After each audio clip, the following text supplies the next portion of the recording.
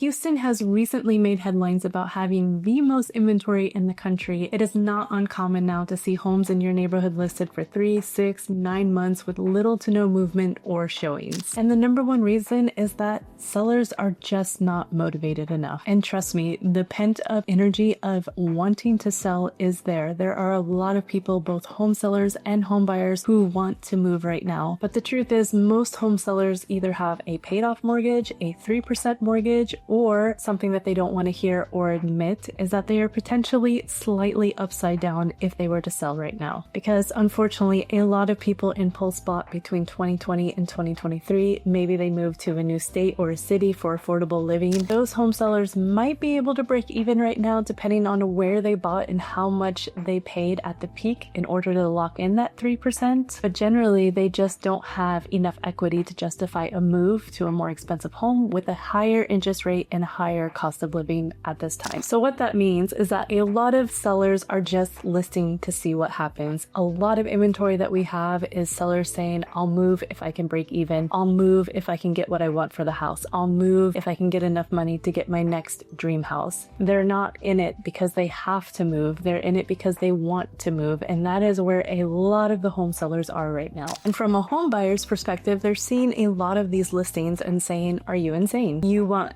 me to pay what you paid at the peak to get a 3% interest rate, except now I have to purchase it at the same price for a 5 to 7% interest rate, along with rising cost of living and insurance costs. For a lot of buyers, that's just a hard no right now. So then what happens? The inventory just piles up, and that's kind of where we are right now. There's no real motivation on either end of the spectrum. But this also doesn't mean that the market is completely dead. And this is kind of where home buyers and sellers get kind of confused, because in Houston, we have a lot of little submarkets that are performing differently than the market as a whole. The first one is new construction homes, especially out in the suburbs. During the COVID 3% frenzy, home builders made a killing. They were building homes as fast as they could, and they were selling them for as much as they could. A lot of people unfortunately overpaid a bit for new construction during that peak. When the market shifted, interest rates rose and demand softened, but home builders still wanted to stay in the game. And so they brought back incentives. They basically kept pandemic pricing, but they added on closing costs, rate buy downs. At the same time, they were also making the lot smaller and taking away standard features to keep the pricing high and to keep buyers motivated with the incentives. Currently, in a buyer's eyes, that is far more valuable than buying an existing home at the market right now, because you're getting a lot of closing costs and rate buy downs, which makes it seem not as expensive as if you were to go with an existing home, which is exactly why almost 60% of home transactions in the suburbs right now are new construction inventory. Now, I can make an entire second video on why this isn't necessarily a great thing for home buyers long term. Just know generally that new construction is dominating the housing market right now, and they are getting a majority of the first-time home buyers. The second submarket is school district. The thing is we still have a small amount of buyer demand. People are relocating for jobs, families are growing. There are some people entering the market that don't like new construction homes, and these types of home buyers that don't like new construction are buying up the inventory very quickly of homes that are priced aggressively, have unique finishes that the builder can't replicate, like swimming pools and killer backyards, and are zoned to top-rated school districts. And even then, it has to be priced right from a seller who is motivated to move. So when a realtor tells you that the market is slow and there's a lot of inventory, yet the first home you put an offer in that is not a new construction home has multiple offers, it's because the little buyer pool that does exist in that market, all the home buyers are going for the same exact home. They all want the same exact thing, which right now in this type of market where sellers are not really motivated, these are coming up few and far between. So when one does come, there can be multiple offers still. So what does this mean going forward, and when are things going to crack either way? That is an excellent question, and to be honest, I think something significant in the Houston economy would have to happen. Major job losses, severe market crash, something where people could no longer afford their homes. Or something needs to happen in legislation. temporary low interest rates for first-time homebuyers, more affordable housing assistance, mortgage rate transfers on conventional loans. All of those would hypothetically boost the market, but also they are not nearly as simple as I'm making them sound, and likely probably not going to happen anytime soon or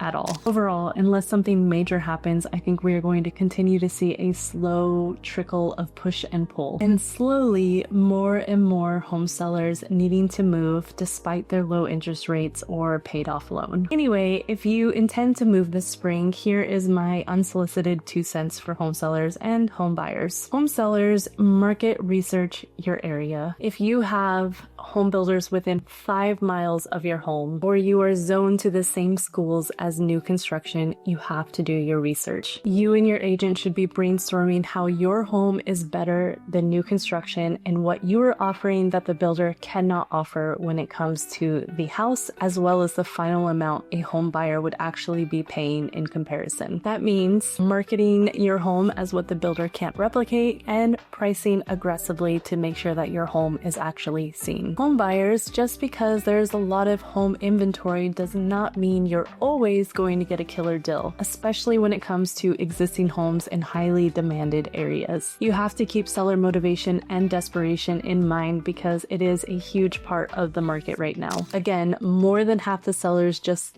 don't need to sell right now. They just want to sell, so they are just putting their house on the market to see if somebody will bite. And as a home buyer, if you are trying to time the market perfectly, it will never happen. You cannot 100% predict a housing market. So my advice is buy when you are financially comfortable, when you need a primary residence, and okay that when you enter the housing market, you have to be in it for the long game. I wouldn't plan on moving for at least 5 years if I were to purchase a home right now. And if you do really want a deal, I would look at new construction inventory and I would go for houses that have been sitting for a while. If you found this video helpful, please like and subscribe as it helps the algorithm know that this is good information. As always, thank you so much for watching, and I will see you next time.